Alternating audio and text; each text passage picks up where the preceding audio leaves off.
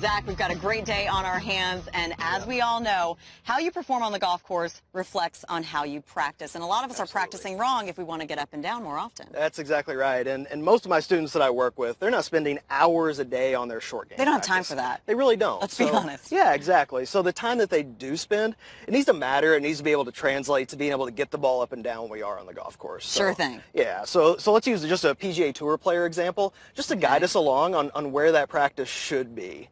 So we're going to talk about scrambling percentage, and if you're not familiar with scrambling percentage, just think of that as how often a player gets up and down for par or better when they miss the green in regulation. So okay. Easy way to think about it. And a great demonstration when we're looking at the numbers now. Exactly. So this is our PGA Tour player example, and from inside of 10 yards, this player scrambles at an 84% clip.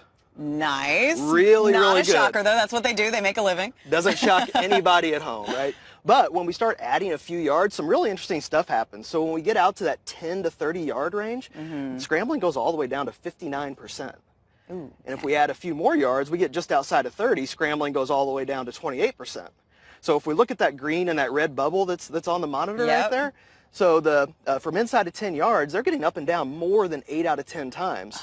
But we don't move. Yeah, it'd be great. But we move out just a little bit. We're not moving out very far. From just outside of 30 yards, they're getting up and down less than 3 out of 10. So you'd think that you would need to practice that shot from 30 yards in more often, but you're saying that's not the case? That's not the case. The reality is, no matter how much you practice this, you're just not going to hit it close enough to the hole to get up and down very often. That's just not going to be the reality of how it goes. So beyond knowing that you can get this ball on the green every single time, don't spend your time here. It's not going to help you shoot lower scores. Okay, well, let's take a walk. We got a golf ball down at 30 yards, but let's move a little closer in to about 10 yards. And Zach, I can tell that you've been doing a little practicing already this morning. You got some golf balls down 10 yards now. That's right. We set up our station here, and really practicing from right here. Remember, the tour player was at 84% right here. So if you can sneak up on that, if you can get to where you're 5, 6, 7 out of 10 times, that can go a long, long way to helping our viewers out there shoot lower scores. Exactly. So what do you have in mind right now?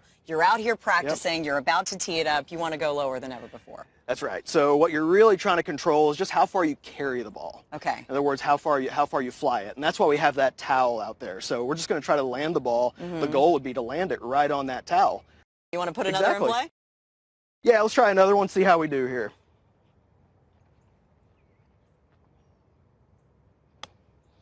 That was a little closer, still a little too long though. So we got about a 10-foot putt that time. So you can see how big of a difference just a few feet off of that landing spot does make. For sure, for sure. Zach Lambeck, I love all of your intel on Morning Drive. Find a GOLFTEC coach near you, but also tune in tomorrow. Zach and I are going to be right back outside, and we're going to tell you how your wrist movement possibly is keeping you back from lower scores. That's right. So Zach, we're going to get right back at it tomorrow on Morning Drive.